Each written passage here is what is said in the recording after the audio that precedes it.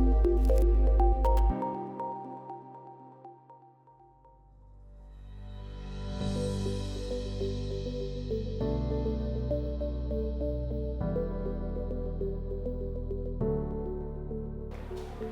lami nguLungile wakwaDlamini. Ngiphuma ekhampanini ebizwa ngokuthi uTemzek Group. Okay, uTemzek Group ikhampani eyaqala ngoMay 2001.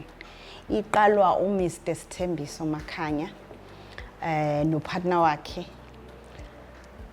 Le company idila nama-chemicals. Si manufacture ama-chemicals from scratch.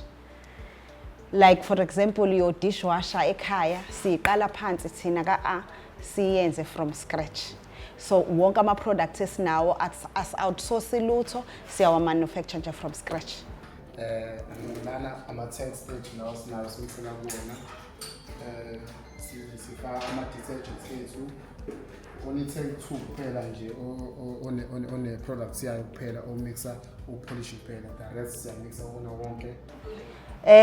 Ukathi umphathi womexoxa ngoba nami ngimfice sephakathi ubesebenza vele kwi-company vele edila nalezinto like ama-chemicals ko SAB and stuff. So kwahamba waba ne-interest. Wayibuka lento ukuthi no man njengoba economy nje na mina yazi lento ngingawenza u1 no2 nge-information enginayo ngakuhlanganisa ukuthi ngikwenza ukuthi nangampela ngo2001 wayiqala up until today. Saka ama-washing powder ethu lana siweya lana mesikuduza mesikali i-raw material sifake ngaphakathi kwi-machine umix then uphuma ngala ngezansi intozane i-products yethu.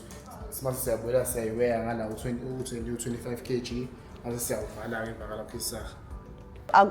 Skin friendly kakhulu ama-products esinawo ngoba nje most of the time bayabuya basinikeza ama-reports ukuthi for example I love your dishwasher. Dishwasher yethu nje bayayithanda kakhulu la emlazi. Ushibhush wethu bayawuthanda nje most of our products bayawathanda.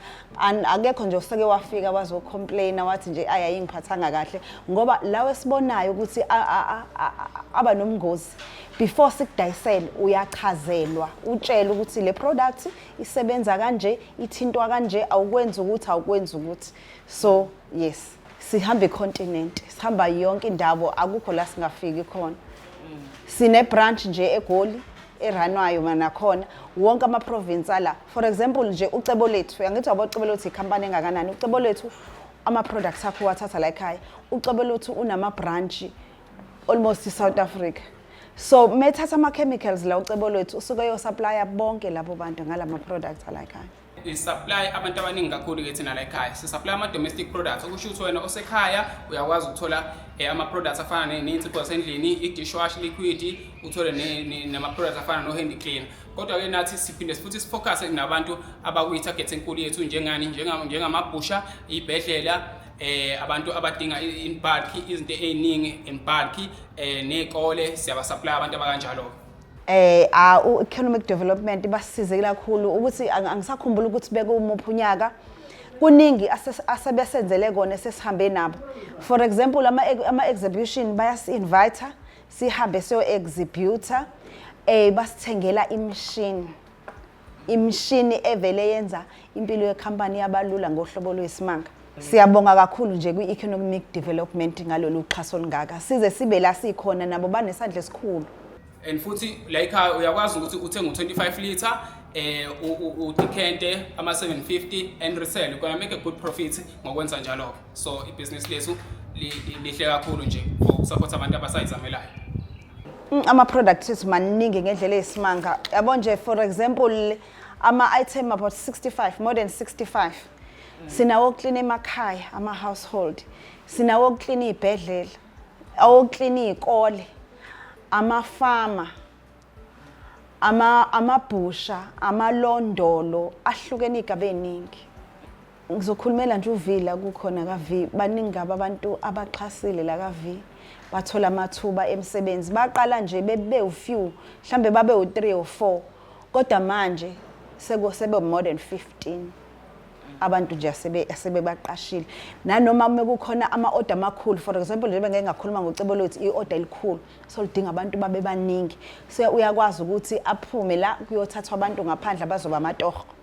Yeah, it is a good business kona ngam-advise ukuthi yazini ngoba leli business into emnandi ngali essential akuyona into yokuthi ubusika nehlobo into edingeka from Monday to Sunday so nje i-business nje leli good ngeke uzulala ulalindile.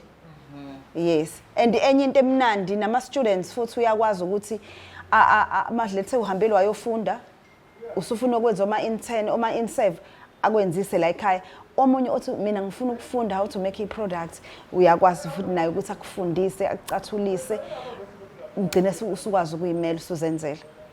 Khona lo mbuzo abawuthandayo ukuthi ikhampani yenu iyakwazi ukuxhasa labantu abariselayo let's say ngifuna ukuthenga in bulk ngidayise othola ukuthi omunye uzokubuza leyo nto uyakwazi ukwenza lokho. Ya siyakwazi ukwenza and especially mawuzorisela futhi siyakwazi ukuthi isikudiscount ngoba usuku kumele ukuthi nawe ufake iprofit yakho then uzokwazi ukuthi uthole nawe okuncane.